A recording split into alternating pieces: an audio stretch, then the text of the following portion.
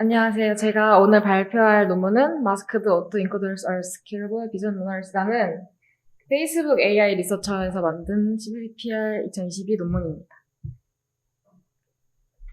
순서는 논문 형식과 동일하게 진행하도록 하겠습니다.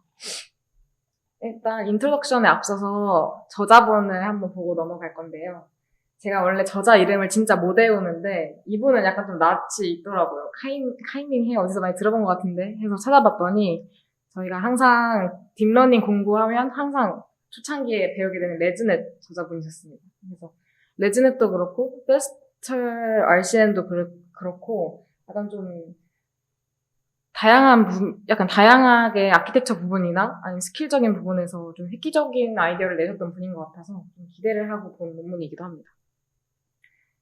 인트로덕션부터 시작을 하면 딥러닝이 점차 이렇게 발전을 하게 되면서 사실 학습하는 방식에 대해서도 슈퍼바이스드를 하냐, 언슈퍼바이스드를 하냐, 아니면 리인포스먼트 러닝을 하냐에 대해 좀 많은 연구가 이루어지고 있는데 아무래도 점점 하드웨어도 좋아지고 데이터도 많아지다 보니까 데이터 라벨링을 일일이 다 할 수 없고 그 큰 모델을 학습하기 위해서는 어쩔 수 없이 많은 데이터가 필요한데 이를 일일이 라벨링할 수 없으니까 또 다양한 방식의 연구가 진행되어 가고 있다고 보고 있습니다.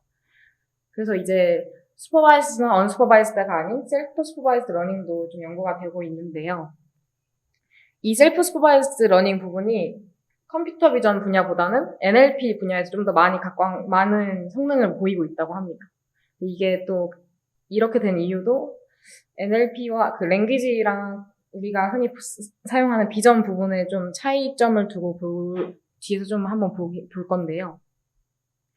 셀프 슈퍼바이즈 러닝이 보통 어떻게 진행이 되는지를 보면 첫 번째로는 이제 프리텍스트 태스크라고 이제 그냥 어떠한 특정 태스크를 정의를 해서 그거에 대해서 기존의 데이터로 학습을 하게 됩니다. 그 프리텍스트 태스크로 학습한 모델을 프리트레인드 웨이트라고 생각을 한 후에 이제 트랜스퍼 러닝을 수행을 하는 방식으로 보통 셀프 슈퍼바이스드 러닝이 진행이 되는데요. 그렇다면 이 논문에서 하고자 하는 것이 무엇이냐 하면 마스크드 패치 리컨스트럭션 자체를 이제 프리텍스트 태스크로 삼아서 이걸 가지고 파인 튜닝을 하면 성능이 좋아진다. 그리고 여기서 이 성능이 좋아진다 함의 타겟 모델은 비전 트랜스포머입니다. 그래서 이제 비전 트랜스포머를 어떤 식으로 셀프 슈퍼바이스드 러닝을 해서 좀 더 좋은 성능을 낼 수 있을까에 대해서 연구를 한 논문이라고 생각하시면 될 것 같습니다. 그래서 간략하게 얘기하면 비전 트랜스포머계 버트라고 생각을 하시면 될 것 같습니다. 일단 앞서 아까 한번 언급했던 것처럼 트랜스포머 자체가 아무래도 NLP에서 먼저 있다가 비전으로 넘어온 케이스다 보니까 이 랭귀지랑 비전 차이에 좀 갭이 존재하게 되는데요. 첫 번째는 이제 랭귀지 자체는 사실 워드 이렇게 나열이 된 하나하나의 의미를 다 갖고 있는 것들의 한 문장, 시퀀스라고 생각을 하는데 그거에 반해서 지금 원래 그 전에 있던 트레디셔널한 컴퓨터 비전에서는 보통 CNN을 기반으로 많이 썼기 때문에 앞선 NLP처럼 뭐 포지셔널 인베딩을 할 수도 없고 특정 그리드, 보통 CNN의 그 컨볼루션을 하기 위한 그리드가 정해져 있다 보니까 그거 외에 그 규격 밖으로 나갈 수가 없다는 한계점이 있었습니다. 근데 트랜스포머라는 게 이제 비전으로 넘어오면서 이거에 대한 한계점은 좀 무너졌다고 저자는 얘기를 하고요. 그럼 두 번째로는 아직 남아있는 부분은 이제 인포메이션 덴시티가 좀 다르다는 부분입니다. 랭귀지를 그냥 예시문으로 그냥 논문의 한 구절을 갖고 왔는데요. 이 문장만 봤을 때도 사실 진짜 저 단어 하나하나가 다 중요한 단어들이고 그 단어 자체가 갖고 있는 의미가 굉장히 큽니다. 그래서 between 이런 단어가 하나 빠지면 의미 자체를 좀 많이 잃을 수 있고 바뀔 수도 있는 약간 이런 부분이 있기 때문에 랭귀지는 덴시티가 굉장히 높은 반면에 비전으로 넘어오게 되면 저는 조그마한 패치를 임의로 그냥 뽑아온 건데 저 패치 안에서만 봐도 사실 비슷비슷한 픽셀들이 굉장히 많이 중복되어 있습니다. 그리고 저 패치 두 개만 봐서도 되게 비슷해 보이기 때문에 저 패치 하나가 없어진다고 한들 주변에서 어느 정도 끌어와서 그 리던던시를 사용하면 저 패치를 다 복원할 수 있다라고 생각할 정도로 이 두 사이에 인포메이션 덴시티가 좀 다르게 분포하게 됩니다. 그리고 마지막으로는 그렇기 때문에 이제 디코더의 역할이 좀 중요해진다라고 얘기를 하는데요. 여기서는 뒤에도 한번 다시 얘기하겠지만 오토 인코더 방식을 사용을 합니다. 인코더로 한번 압축을 한 걸 다시 디코더로 풀어야 하는데 이때 이제 디코더가 만들어내는 그 단위 자체가 달라지는 겁니다. 랭귀지 같은 경우에는 하나의 그냥 이 단어가 갖는 의미 자체가 크기 때문에 한 번에 그냥 리치한 인포메이션을 뱉어내면 되지만 이 픽셀 단위로 되어 있는 비전 같은 경우에는 하나하나의 픽셀이 되게 사실 보면 되게 하찮을 수 있는데 모이면 사실 어떤 식으로 배치하느냐에 따라 사실 고양이도 될 수 있고 개도 될 수 있고 사자도 될 수 있는 거잖아요. 그래서 이런 식이다 보니까 아무래도 디코더가 어떤 식으로 이 아이들을 해석해 주느냐에 따라 많이 달라지게 됩니다. 네, 그래서 디코더의 디자인이 좀 많이 중요한 비중을 차지하게 되게 된다는 이야기를 하고 싶었습니다. 그래서 리플레이티드 워크를 살짝 보면 첫 번째로 이제 마스크드 랭귀지 모델인데요. 이건 이제 트랜스포머가 원래 랭귀지에 있었다 보니까 마스크드 랭귀지 모델도 이전에 이미 NLP에서 존재했습니다. 가장 대표적인 게 GPT랑 버트인데요. 여기서는 사실 버트에 좀 더 가깝습니다. GPT 같은 경우에 이제 다음에 어떤 단어가 올지를 예측하는 방식으로 프리텍스트 태스크를 설정한 반면에 버트는 이제 한 문장에서 임의로 하나의 단어를 마스킹을 하고 그 마스크된 이미지에 그 마스크된 단어가 어떤 단어일지를 예측하는 방식으로 프리텍스트 태스크를 지정했기 때문에 이 논문은 사실 버트에 좀 더 많이 영감을 받았다고 생각을 하시면 될 것 같습니다. 그리고 여기서 오토 인코딩을 사용을 합니다. 인풋 이미지 자체를 특정한 레이턴트 스페이스로 인코딩을 하고 그거를 다시 인풋 이미지에 똑같은 스페이스를 다시 복원을 시키는 방식으로 진행을 하게 됩니다.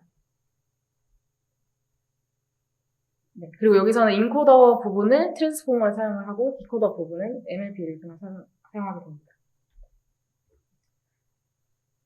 그리고 이게 완전 최초로 만들어진 논문은 아니고요. 이전에도 이 VIT가 생겨나면서 마스크드 이미지 인코딩을 시도한 논문이 있습니다. 여기는 BEIT라고 명칭을 하는데요. 이거 같은 경우에는 이제 앞선 거랑 조금 다르게 토크나이저를 따로 또 레이턴트 스페이스로 만들기 위한 달리의 토크나이저를 따로 사용을 해서 이 마스킹된 부분에 대해서 좀 다시 복원할 수 있도록 하는 방식으로 진행을 한 논문이 있습니다. 네, 하지만 이게 토크나이저를 따로 갖고 와야 한다는 부분, 그리고 확장이 좀 어렵다는 부분에서 좀 차이를 보여서 이 논문에서 좀 더 성능이 좋아진다라는 걸 보여주기 위한 타겟으로 삼은 것 같습니다. 이제 어프로치를 보도록 할 건데 생각보다 굉장히 간단합니다. 이게 끝이거든요. 그래서 이제 오토 인코더이기 때문에 인코더, 디코더 형식으로 되어 있고요. 인코더는 트랜스포머 인코더를 그대로 사용하기 때문에 좀 비교적 크기가 큽니다. 대신 디코더 부분은 여기서는 디코더도 가볍게 만드는 것을 되게 추구했기 때문에 라이트웨이트로 사용을 하게 됩니다. 하나하나 뜯어보자면 첫 번째는 이제 인풋 이미지에 대한 마스킹을 해야 합니다. 그래서 VIT에 들어가기 위해서는 16x16이 기본으로 패치를 잘라야 되기 때문에 똑같이 패치를 하고 이 패치된 이미지들을 랜덤으로 마스킹하게 됩니다. 이때 사용한 디스트리뷰션은 유니폼 디스트리뷰션입니다. 그래서 가우시안 디스트리뷰션이 가장 유명하게 있을 수 있지만 이러한 특정 디스트리뷰션을 사용했을 때 이게 가우시안을 예로 들자면 센터에 좀 더 집중될 수 있는 경향이 있기 때문에 여기서는 유니폼 디스트리뷰션 사용했고요. 뒤로 가면 실험도 있는데 여기서도 되게 다양한 시도를 해본 결과 유니폼이 제일 성능이 좋았다라고 얘기를 하였습니다. 두 번째로는 인코더입니다. 여기서는 이제 VIT 인코더를 그대로 사용을 하기 때문에 뭐 별다르게 된 건 없는데 여기서는 이제 마스킹 되지 않은 보여지는 비저블한 인풋만 들어가게 됩니다. 그래서 이 인풋 이미지에 VIT랑 똑같은 원리로 프로젝션을 하고 포지셔널 인코딩도 넣은 다음에 그냥 인코더에 넣어서 압축되는 레이턴트 스페이스를 가지고 이제 디코더로 넘어가게 됩니다.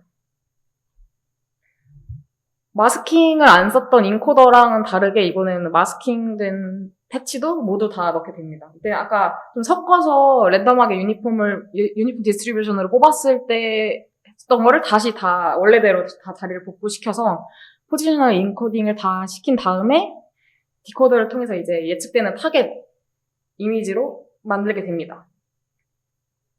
네, 이때는 마스크 토큰도 똑같이 포지셔널 인코딩을 진행하게 됩니다. 네. 그리고 리컨스트럭션 타겟은 당연히 그 마스킹을 하기 전 이미지인데요. 이건 이제 디코더를 한해서 MSE로 이제 마스킹된 패치만 리컨스트럭션 할 때 러스 값으로 계산을 하게 됩니다. 그래서 이 중간중간 비저블한 이미지에 대해서는 따로 러스를 계산하는 것 같지는 않습니다. 그리고 심플 임플리멘테이션 같은 경우에는 작동하는 원리인 것 같은데 아까 말씀드린 대로 패치를 프로젝션 한 다음 다시 포지셔널 인코딩 넣는 거 그리고 플러스 셔플을 한 다음에 75% 마스킹을 랜덤하게 뽑아내는 것을 기법으로 사용을 진행하였습니다. 그리고 이 논문은 사실 수식적인 면의 증명이 거의 아예 없습니다. 그래서 아무래도 익스페리먼트를 굉장히 여러 가지로 진행을 했는데요. 첫 번째는 이미지넷 익스페리먼트를 진행을 했습니다. 그래서 마스킹 레이쇼를 얼마나 해야 되는지에 대해서 계산을 해보는 실험이었는데요. 기존에 아까 말씀드렸던 BEIT 같은 경우에는 50% 정도의 마스킹을 했다고 나와 있었습니다. 20에서 50 정도의 마스킹을 썼다고 되어 있었는데 여기서는 이 저자의 예상 밖으로 오히려 좀 더 많이 마스킹을 했을 때 좋았고 75%일 때 가장 좋았다라고 얘기를 합니다.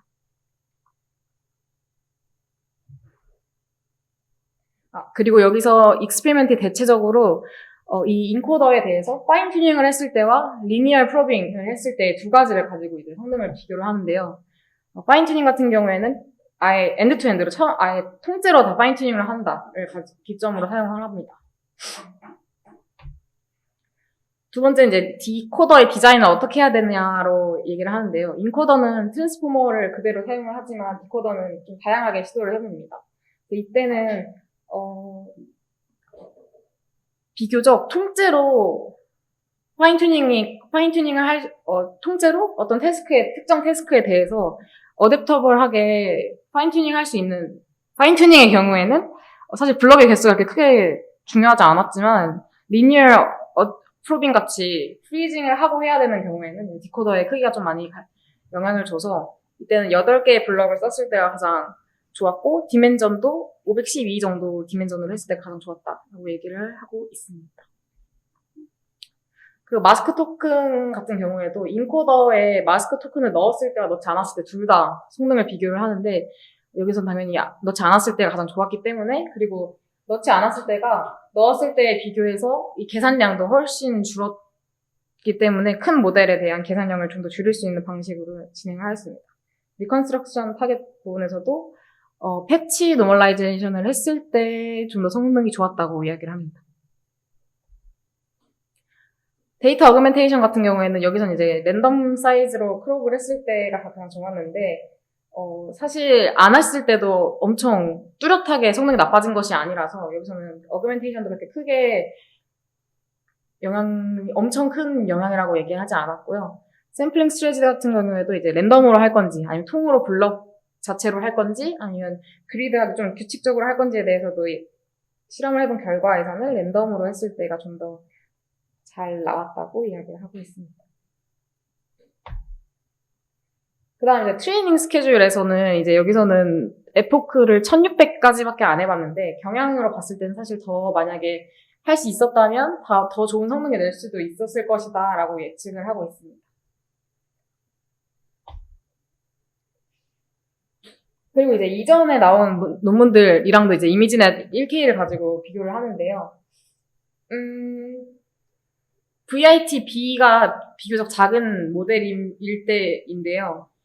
그때는 사실 성능 차이가 많이 나진 않지만, 모델이 점점 커질수록 MAA가 훨씬 더 효과적으로 나왔다고 얘기를 하고, 오른쪽 그래프 같은 경우에도 이제 슈퍼바이스드 러닝이랑 비교를 하는데, 맨 위에 있는 부분들은 이제 JFT 300 밀리언 단위가 좀 달라서 이 데이터가 엄청 커지다 보니까 당연히 MA보다 성능이 좋게 나왔지만 전체적인 경향성은 사실 비슷하게 나왔다라고 얘기를 하고 있습니다. 파셜 파인 튜닝에 대해서도 얘기를 하는데, 앞선 실험들은 다 파인 튜닝 자체가 통으로 아예 처음부터 끝까지 파인 튜닝을 할 때라고 전제를 하고 다 실험이 진행이 됐는데요.